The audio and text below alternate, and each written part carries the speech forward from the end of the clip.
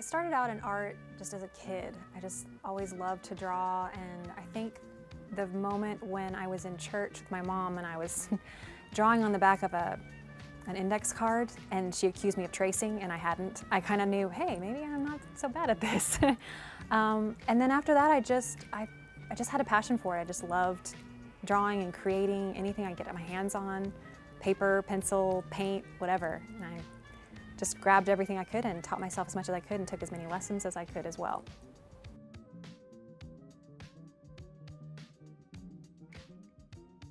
I went to the University of North Texas and got my degree in painting and drawing. I got some really great training and I came back to Midland. I've been able to find a lot of ways to make a living doing what I love.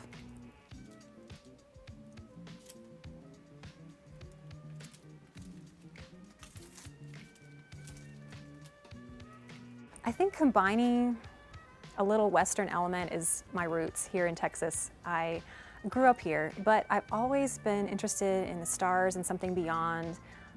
So to me, the cosmic element actually represents a spiritual element as well. So I combine those two to create kind of a new iconography, and I create my sort of everyday saints and just play with the idea of something beyond ourselves. I think people in Texas are dreamers and doers, and I think the idea of space is such a neat thing.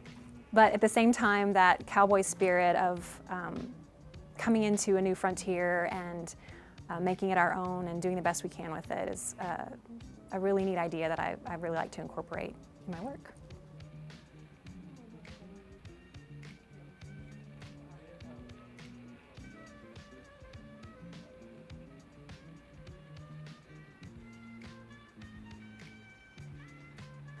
Actually, the majority of what my art is about falls into that spectrum of the everyday saint. I really love the idea of the everyday person being able to relate to God and have a spiritual life, not making it so unapproachable.